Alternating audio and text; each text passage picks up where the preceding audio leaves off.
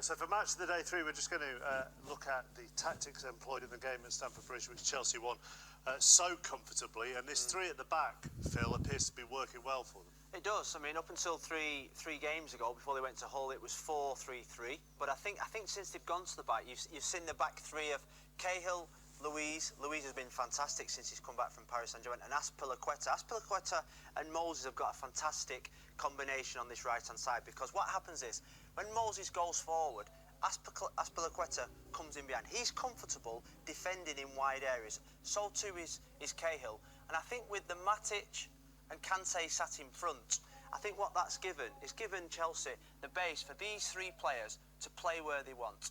Pedro, so it gives free licence to a certain extent to Hazard and Pedro, or if it's Willian instead of Pedro, then they don't have to worry about going back. No, I think when you look at Hazard in the past, he's always struggled when he's had to defend, but now I think you see him sometimes in the number 10 position, sometimes over on the right-hand side, but more often than not playing free and not having the defensive responsibility, because Matic, Conte and the back 3, there's a brilliant foundation there. Just a question on Azpilicueta. You highlighted that he can come out to cover Victor Moses. I mean, you were a full-back as well, and you played in the middle of midfield, but does it help him that he was a full-back playing in a back 3? I think the key for this system to work is these positions here, Cahill and Azpilicueta, because when the wing-backs go forward, when Moses and Alonso go forward, there are big areas here and here, and you have to be comfortable going out here. Terry Venables played it in Euro 96, and he played my brother Gary on the right-hand side and Stuart Pearce, full-backs who were comfortable going into wide areas, and I think that's why this system is working, and there is a good combination on this right-hand side, because Azpilicueta has got the flexibility to do both, play outside and play inside as well. Jose Mourinho spoke in his post-match interview about, you know, if something goes wrong tactically, then you can blame the manager. But for him, a lot of what went wrong at Stamford Bridge were individual errors, and that cost them, which is fine. And there were individual errors. And yet, it still doesn't appear to be clicking as a formation, particularly going forward. People keep saying, what is the system that Man United playing? I think after the game against Liverpool on Monday, I thought, right, this is it. This is the system that we think Jose is going to play.